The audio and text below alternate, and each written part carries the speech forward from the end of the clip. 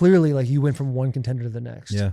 Unbelievable. Last year, you guys are staring down the barrel of a three-peat. Mm-hmm. Vibes are high. I'm overdoing Get Up in the Morning on ESPN. Every conversation revolves around the Kansas City Chiefs. Could they possibly be beat? Obviously, the season kind of goes not the way we want it to go. We missed the playoffs. Yeah. How was the locker room in Kansas City when all of a sudden, there's this team has all the confidence in the world. You have one of the biggest stars in the NFL dating the biggest star in the entire world. Mahomes is the baby goat. Like, you have everything going for you guys. Like, how was adversity in a locker room like that hasn't seen adversity in forever? Yeah, I mean, I feel like when I first got there, even that was coming off of the Bengals just beat them at home in the championship. And like over there, it's a winning mentality. Mm-hmm. Like, anytime we lose or anything, it's always just on the next one. Like, we'll get it back. Don't worry. And last year, I feel like even for me, that was the first time like I was ahead of the DB group. You know what I mean? Like, let's get these boys rocking. And then we're losing. And we're like, nah, we're good, bro. We gonna make it back. Like, we do this. We're used to this. And you lose. And everybody's sitting back like, kind of like, whoa, what's going on? Right. Like, this isn't us. Like, what do we have to do?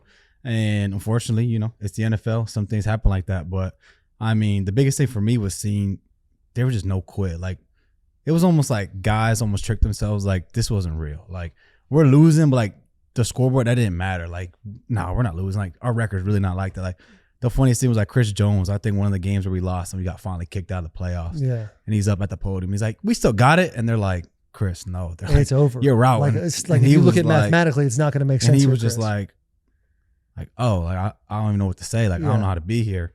But like even guys like that, like Pat, once Pat got hurt, like, dog, I saw him the next day in the training room, like working out. Yeah. Like, knee busted and he's in there working out. And I'm just like, it's the mentality and the approach to just like, we got to just keep grinding. We got to keep grinding. Yeah, Pat's he seems like an awesome guy. But if you're watching, like if I'm an offensive lineman and I see Pat Mahomes, our fearless leader, go down and tear his ACL, you can't help but feel like, oh, fuck, dude. No, this is real. it. It's over now. Is that like kind of like the defining moment for you guys where you're like, Jesus Christ? Dude. Honestly, a little bit. I feel like that was a moment where you're just like, yeah, this year is just like, it's not our year. Yeah. Like, nothing's going well. Like, I got hurt. So many guys got hurt. And then Pat went down. And yeah, you can just see everybody just like, damn, like, what are we gonna do now? Yeah. You know what I mean? There's just slow-mo videos of Chris crying. God, like that was surreal. Kelsey's like, losing Pat his go mind. Down, like, yeah. And like Trav's one, Trav, bro. Like, he's low key the heart and soul of that team. And when you see him crush like that, you see Chris crush. Like, for some of the younger guys, their eyes kind of got big. Like, what do we do? Guys kind of got stuck. And like it was the end of the year, so I think guys kind of just was like, I mean, all right, let's just get through the rest of the season. Like, let's try our hardest. But like, I would be really interested if it was like a week 3. Like, how would guys really respond? Because you sit there. I think at a week 3, it's like we got who was the backup at the time? Minshew. Yeah, and Minshew's got some moxie about him. For sure. So we were like, okay, maybe we can do something. And obviously, he got hurt. Is still out there, just nuts. And then it's like, now we're on the 3rd. I love Chris. Yeah, but like just getting thrown into the fire like that end of the year, bro. That takes. Yeah, that takes some balls. This is probably your first time too in a locker room where it's like you're in, Christmas is right around the corner and guys are no longer talking about playoffs. Yeah. They're talking about, hey, what are you doing when the season's over? You going to Cabo? Where you headed to? All those types of things. Like that had to be weird, kind of a shock for you. Because like my first year, we went 2-14. Yeah, I'm halfway through October and I got 10-year vets talking about Cancun. Yeah, look. And I'm thinking this is crazy. Like, I can't believe people are talking like this. That's real. So it had to be a shock for you, huh? Like, especially even getting hurt. Like I was done December 7th. And like, this is obviously my longest offseason. Even if we didn't make playoffs, like, I feel like I haven't played football in so long. Like, I remember it was literally in May, and I looked at Sean, and I'm like, bro, like, I need to play some ball. I was like, you get that itch going. You're like, dude, I haven't played football in months. But yeah, just seeing guys almost just like, not know what to do. Like, it wasn't even like we're booking trips. It was just like, so, like, what are you going to do after this? It was just like, what are you doing? And everybody's just like, I don't know, bro. Yeah. Like, because every player, like the first week or 2 after the season, you're like, bro, this is the best. Oh, yeah. Sit down, don't set an alarm, eat whatever you want for a little bit. Because like you have this specific date in your head. You're like, this is when I'm going to start getting back after it. Yes. And when stuff like that happens, like get an injury, the minute you get injured, it's like, I have to be 100% like tomorrow. Like, what do I have to do immediately? Literally, you're up the next morning, like 6 a.m., like going into the training room, doing all these things. And like, in my situation, it was always like, I know it was the end of the season, but I was like, maybe I can play one more game. You know? I was like, I know we're out of playoffs, but like, maybe I can just get one more in. And then they would just be like, all right, but not, maybe just chill. Like, okay. But like, it was just that mentality where like in the season, you're just going. You're just like, gotta lock in, gotta go to meetings, gotta do this. And then it stopped. And I remember watching the first playoff game at home for me in my career was so weird. Bro, what a rare, you have like truly, that's such a rare thought process. It's insane. Yeah, like just my experience, like we didn't make the playoffs until like 4 years in. And even then, like guys that had been on other teams be like, hey, just so you know, like this is not forever. Like the fact that we're even in a playoff game is amazing. That's and crazy. The first time in your career is like longer down the line is just wild. Yeah. When you hit the off season, when did you start to feel like, okay, my time in Kansas City might be over? Was it super abrupt? You find out on the ticker, your agent just call you, or was there kind of like a little bit of a rumor taking place? Like, I mean, the whole time they're telling me, you know, we're going to get it situated. We're going to get the contract done. We're going to get it done. Like the whole season. So really my off season, I was like, all right, I'm going to go chill. Knowing the Chiefs, they're going to kind of drag this out. Right. So like, you seen Tyreek Hill. You saw how that was going. I saw a few things. That. I'm like, okay, I'm going to book a trip here. Like, I might not be at OTAs this moment. Like, you know, I'm just like, we'll get it done eventually. But like, I'm cool. I'm sitting back. And then, like Combine came around. My agent started talking to him and whispers started happening. Like, I don't know if they're going to bring you back, this and that. And then literally like 2 days after the Combine ends, I'm training.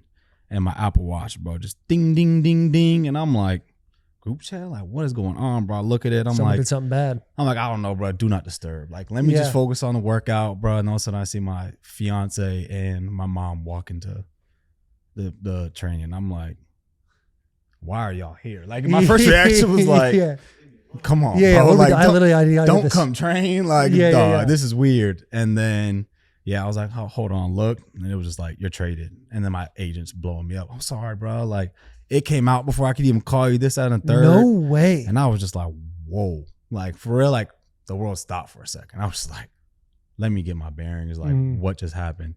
And then I found out it was LA. And I was like, oh, I mean. You were living. Yeah. I'm like, well, going back home, like, it's all good. Yeah, I'm good. But yeah, just that moment, like, as you know, getting traded, it's just like a moment where you're just like, whoa, what is going on? Are you CAA? Yeah. Are you Pat Collins? Pat Collins. Dude, so Pat Collins was a senior at Michigan when I was a freshman. So I've known Pat forever. Also, with that being said, shame on Pat for not having his ear to the ground. That's fucking crazy. Bro. Look, bro. And he's sharp. Like, Pat's on top of it. My guy. That is hands down the best. I was literally with him last week in Nashville and he comes over and he was like talking about your house. Yeah. And he's like, it's incredible. He was glazing the house a little bit. I bet, bro. Hey, get him right, bro. Hey, Pat, come on, big dog. That's not like you, bro.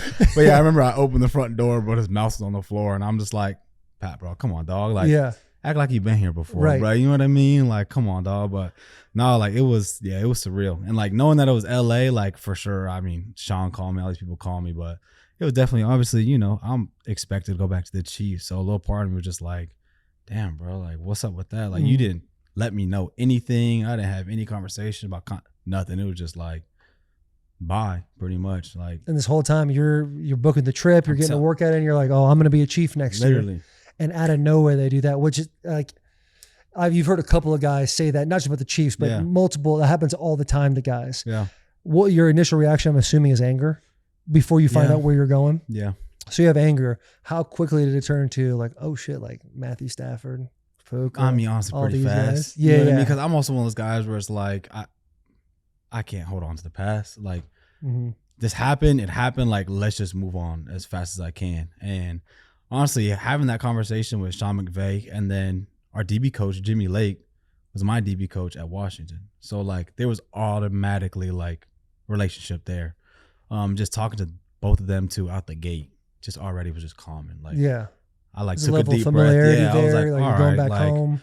Obviously, I don't know really anything about the NFC. First off, never been in the NFC. Like, just so many. By the way, the conference you're in is brutal, bro. It's so funny.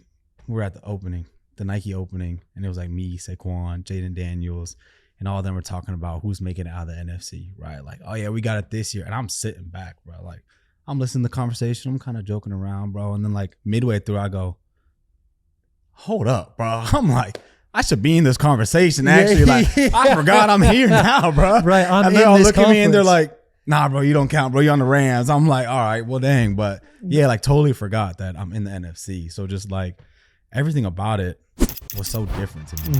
This summer,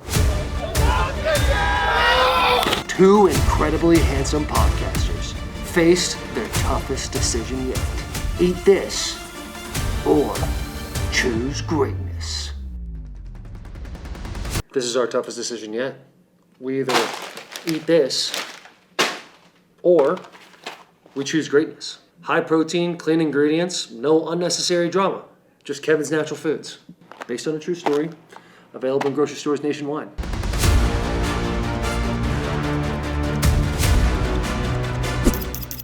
But then you come in and you go to the OTAs and you hear Sean, and like, honestly, this team is so fun. Like, they're young, they're hungry. Like, you can just tell there's just like this attention to just wanting to get better. Like that Sean McVay, like how he runs his program, that like I've seen it really work. Like these guys believe, they bought in, and honestly, bro, I'm having so much fun. Like, I feel like I got that spirit back, like that swagger back they talk about. Like, I'm in LA, I'm with guys who make this fun. Like, I can't wait for the season. Dude, that's awesome. And it's so interesting to hear you come from two extremely successful programs, and you have one head coach and his main talking point is about cheeseburgers and what he puts on it, which is not a bad thing at all. It's very funny. And then Sean, the way he talks, like what are some other comparisons or some differences between the Chiefs and the Rams that are like, oh, this is so weird how it is different from Kansas City? Yeah, I feel like both obviously Hall of Fame coaches.